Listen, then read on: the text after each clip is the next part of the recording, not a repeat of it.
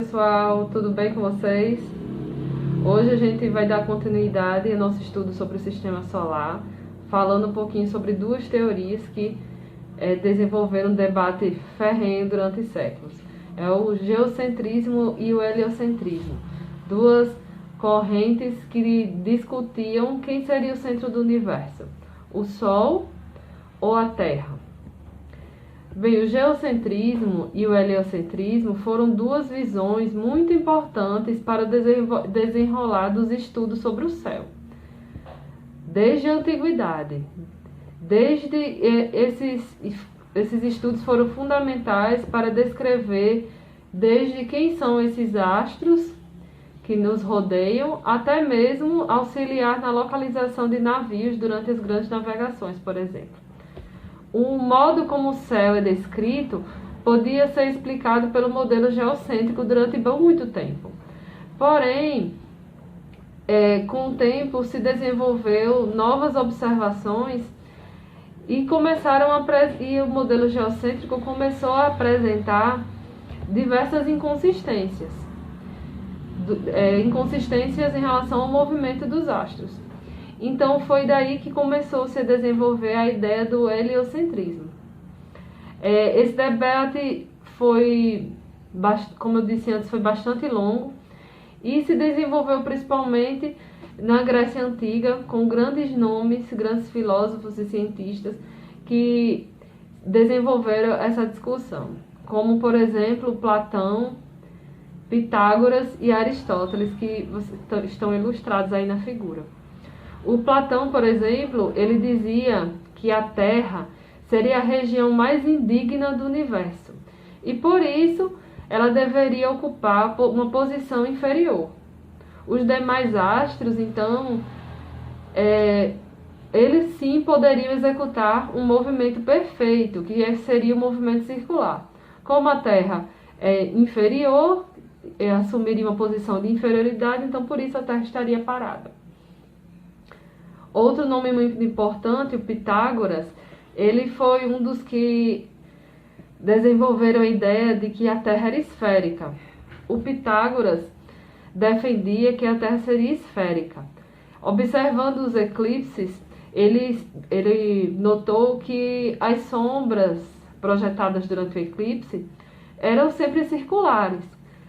Então, se a Terra fosse plana, em algum momento essa sombra deveria ser retangular, como é ilustrado nessa primeira figura.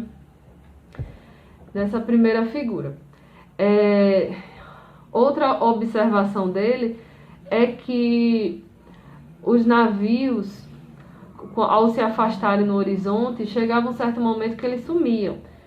E segundo Pitágoras, eles sumiam porque eles começariam a descrever a circunferência da esfera. Então, ele começaria um movimento de descida. Por isso que a gente deixa de observar os navios no horizonte.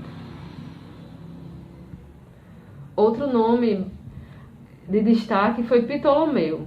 Ele foi um matemático e astrônomo grego e que em seu livro Almagesto deu a forma final a esta teoria, que se baseia na hipótese de que a Terra estaria parada no centro do universo, com os corpos celestes, inclusive o Sol, girando ao seu redor.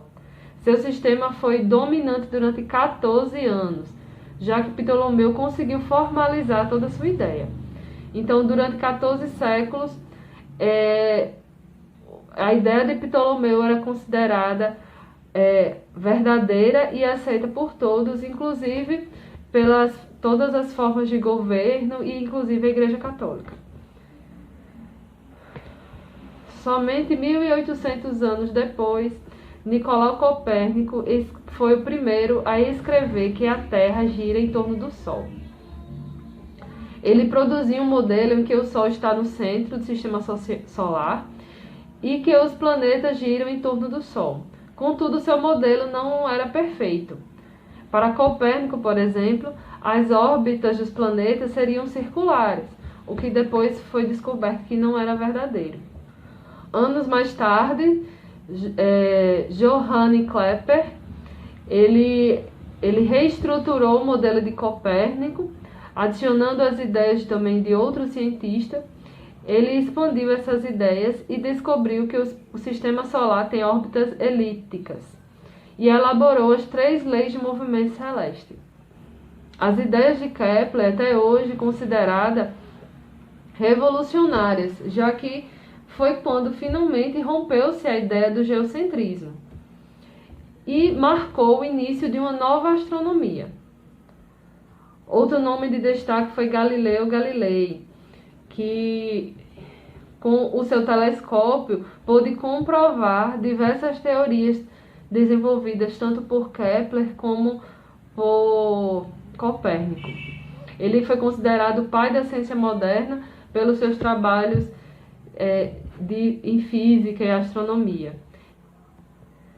Porém, quem finalmente conseguiu uma explicação física da causa do movimento dos corpos celestes foi Isaac Newton. Isaac Newton, ele escreveu a Lei da Gravitação Universal, que até hoje é um modelo estabelecido de grande valia. E, para finalizar, eu reuni aqui uma linha do tempo com os principais nomes da astronomia. Vejam que são vários nomes. Tem aqui, entre os que eu citei, né? Platão, Isaac Newton, Copérnico, enfim. Todos esses nomes e mais uma gama de outros nomes. E observe também que é uma linha de tempo bastante longa.